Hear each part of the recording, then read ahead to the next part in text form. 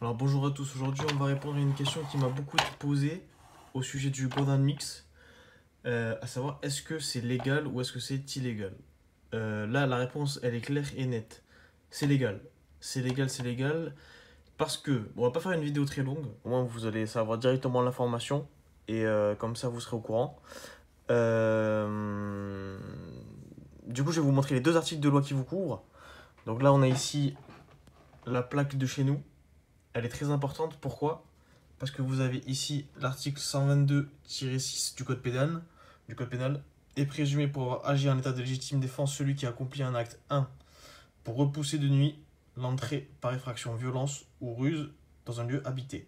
2 pour se défendre contre les auteurs de vol, de pillage commis avec violence. Et on a le deuxième, article 122-7 du code pénal, une personne n'est pas pénalement responsable si, face à un danger actuel ou imminent menaçant elle-même, autrui ou un bien, elle accomplit un acte nécessaire à la sauvegarde de la personne ou du bien, sauf si les moyens employés sont disproportionnés par rapport à la gravité de la menace. Bon, quelqu'un qui rentre chez vous qui essaie de vous piquer votre meuble, eh bien, forcément, c'est proportionné. Sachant que du coup, sachez-le, il n'y a pas de jurisprudence actuellement. C'est-à-dire que quelqu'un qui se fait gazer chez vous, ben, pour l'instant, juridiquement, il n'y a personne qui a été condamné pour ça.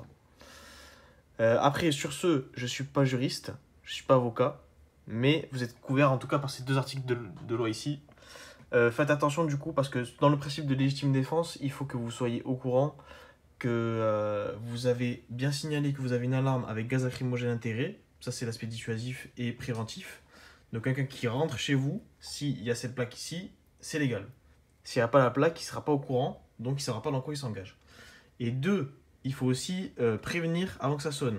Donc, en gros, il vous faut un minimum, un petit temps de réponse avant que ça se déclenche. Par exemple, une petite alarme et une petite temporisation. C'est ce qui est le cas de chez nous. Vous avez une temporisation de 10 secondes. Au bout des 10 secondes, des petits bips, le gaz sort. Et là, vous êtes complètement légal. Donc n'hésitez pas, si jamais vous êtes intéressé par cette alarme-là, vous avez le numéro ici, de 17h jusqu'à 20h du lundi au samedi, on vous répond. Et puis à bientôt sur Adrien de Sécurité.